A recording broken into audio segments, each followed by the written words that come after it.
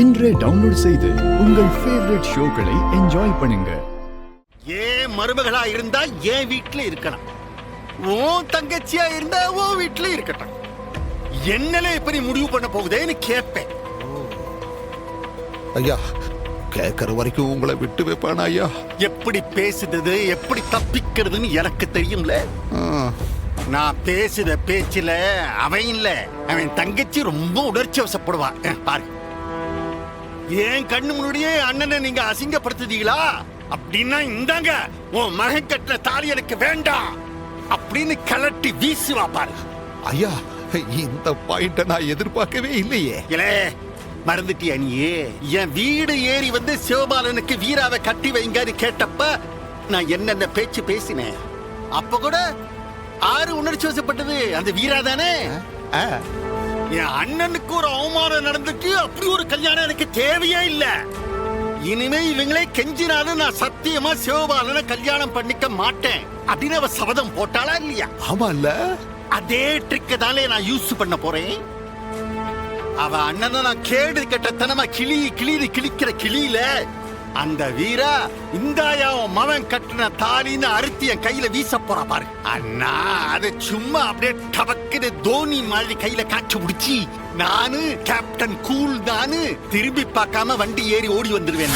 அறிவழகன், சம்பவம் நடந்த அன்னைக்கு என்ன நடந்ததுன்னு நீங்க எனக்கு தெளிவா ஒண்ணு விடாம சொல்லணும். எதையும் மறைக்க கூடாது, மறக்கவும் கூடாது. சொல்லுங்க பாப்போம். மேடம், நம்ம அத்தையோட ஃப்ரெண்டு தான் அறிவு. நமக்கு உதவி பண்ண தான் வந்திருக்காங்க. தைரியமா சொல்லு. சூடாமணி கைதியா இருந்தாலும் எனக்கு அம்மா மாதிரி. அவங்க மக வாழ்க்கை பாதிக்கப்படக்கூடாது. அதுக்கு என்னால என்னெல்லாம் செய்ய முடியுமோ அதை செய்யறதுக்காக தான் நான் வந்திருக்கேன். என்னத்த மேடம் சொல்றது? ரத்னா பாவம் மேடம். நிச்சயம் எனக்காக இல்லைனாலும் அவளுக்காகவாது நான் விடுதலை ஆகியே தீரணும் மேடம். என்ன ஒண்ணு, ரத்னாவுக்கு என் மேல நம்பிக்கை இருக்கு. சண்முகத்துக்கு தான் என் மேல நம்பிக்கை இல்லை.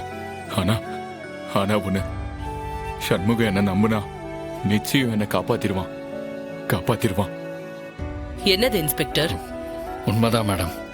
குடும்ப நிலவரம், அங்க இருக்கிற பிரச்சனை, மனச்சிக்கல் வேற. ஆனா மேடம், ஒருவேளை விடுதலை ஆனா கூட சண்முகத்துக்கு என் மேல நம்பிக்கை இல்லைன்னா நான் ரத்னாவோட சேர்ந்து வாழ முடியாது மேடம். நீங்க முதல்ல நடந்ததை சொல்லுங்க. அந்த மாலதி எங்க ஸ்கூல்ல தான் டீச்சரா வேலை பார்த்தாங்க மேடம். ஒரு மாதிரி வெள்ளந்தியா தான் பழகுவாங்க. அன்னைக்கு கல்யாணத்தப்போ விடாம எனக்கு கால் பண்ணிட்டே இருந்தாங்க. சரின்னு நானும் அந்த கால் எடுத்து பேசி நேர்லயும் போனேன். அப்ப என்ன நடந்துச்சுன்னா,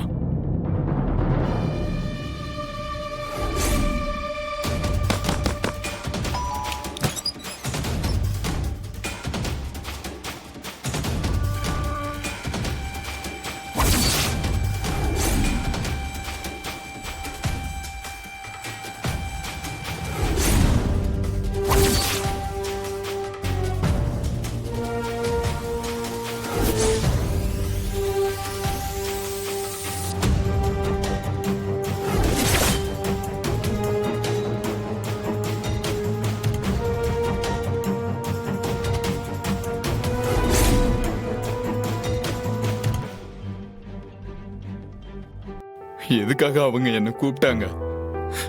என் சட்டையில அவங்க ரத்தம் எப்படி வந்துச்சு? எதுவுமே எனக்கு புரியல மேடம். ஆனா ஒண்ணு, நான் சத்தியமா எந்த தப்பு பண்ணல மேடம்.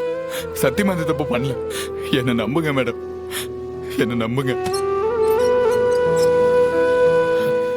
ஓகே, இத வச்சு நான் இன்வெஸ்டிகேஷன் ஃபைல் எல்லாம் பாத்துக்கிறேன். அப்புறமா இத பத்தி பேசலாம். இன்ஸ்பெக்டர் மேம், சூடாமணி பையன் சண்முகத்தை நான் பார்க்கணும். மேம், இப்பவே வா மேடம். எஸ், எனக்கு பெருசா டைம் இல்ல. சண்முகத்தை பத்தி சூடாமணி என்கிட்ட நிறையவே சொல்லிருக்காங்க. அதுக்காகவாது நான் அவரை மீட் பண்ணி தான் ஆகணும். ஷியோர் மேம், போலாம். முப்படாதே, ஜீப் ரெடி பண்ணுங்க. சரிங்க சார். நிச்சயமா அவர் மேல எனக்கு முழு நம்பிக்கை இருக்கட்டே. நிச்சயமா அந்த நம்பிக்கை எனக்கு மாறவே மாறாது. அந்த நம்பிக்கை உங்க அண்ணனுக்கு வேணுமே. எதுவுமே பேசாம கோவமா வந்துட்டான். இன்னும் அவனை என்னென்ன சொல்லி சமாதானப்படுத்துறதுன்னு தெரியலடி. ஏத்தா என்னையும் பேச விட மாட்டேக்கான். வாயை திறந்தாலே கடிக்க வர்றான். என்ன பண்றதுன்னு எனக்கே தெரியல. பரணி இளா பரணி, வாங்கப்பா, என்ன விஷயம்? எங்க என் வீர மருமக, அவளை வர சொல்லு. மருமகளா? யாரு மருமக? வேற யாரு? ஓ மக வீராதான். ஏன் மக அவ கழுத்துல தாலியா கட்டிட்டா பிறகு அவ ஏன் மருமக தானே. சண்முகா, உன் காட்டுல மழை பெய்யுதுல.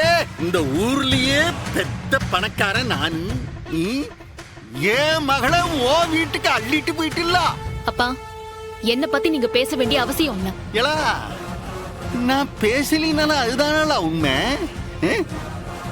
ஓம் புருஷன் அவன் தங்கச்சிய ஊசியிலே கட்டி கொடுத்துட்டான். இப்ப என் ரெண்டாவது மகனுக்கு அவன் தங்கச்சி அதே மாதிரி ஓசியிலேயே கட்டி கொடுத்துட்டு என் மொத்த சொத்துக்கும் ஒரு ஸ்கெட்ச் போட்டிருக்கானே. அப்ப இவன் காட்டுல மழை பெய்யுதுன்னு தானே அர்த்தம். இப்போ என்னதான் வேணும் உங்களுக்கு? ஏடா, நான் உன் கூட பேச வரல. இந்த அந்த வெறும் பேக்கிட்ட நான் பேசிக்கிட்டேன். கூப்பிடு, நீ அவனை கூப்பிடு.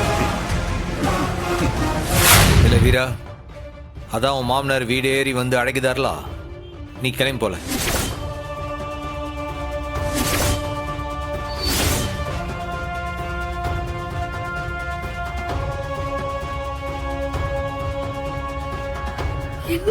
நீ பொருள என்ன நடக்குன்னு பாரு. ஏலா, போல்ஸ் கரி தரு, நீ இந்த வீட்டுல எப்படி வேணாலும் இருந்திருக்கலாம். ஆனா அந்த வீட்டுக்கு வந்துட்டா நீ ஏன் மருமக தான். நான் சொல்லுது அப்படியே கேட்டுதான் நீ நடக்கணும்.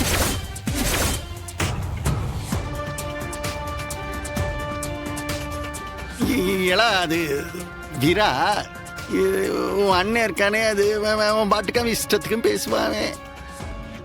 ஆனா நீதான் ரோசிச்சு நடந்துக்கணும். நீ என்ன சொன்ன? என் மகன் சிவபாலன் வேண்டான்னு சொன்னேன். ஆனா அவன் அதையும் மீறி உன் கழுத்துல தாலி கட்டிவிட்டான். அது அவன் செஞ்சது தப்புதான். அது எனக்கும் பிடிக்கலதான். ஆனா அதுக்கான பலனை நீ அனுபவிச்சுத்தானே ஆகணும். என்ன மாமனார, நீ நினைச்சு வந்தது நடக்கலன்னு இப்ப மாத்தி வளருதியோ? இல்ல, நான் எதுக்குல வளர்றேன் மாமனார? நீ ஆறுன்னு எனக்கு தெரியும், நான் ஆறுன்னு உனக்கு தெரியும். நாம ஆறுன்றது இந்த ஊருக்கே தெரியும். நீ நல்லவ மாதிரி நடிச்சு வந்து வீரா உன் வீட்டுக்கு மருமகளை அழைப்ப. நான் உடனே கோவப்பட்டு உன் சட்டையை பிடிச்சி உழுக்குவேன். நீ பாவமாயிடுவேன், நான் கெட்டவன் ஆயிடுவேன். இப்படி யோசிச்சு தானே வந்த.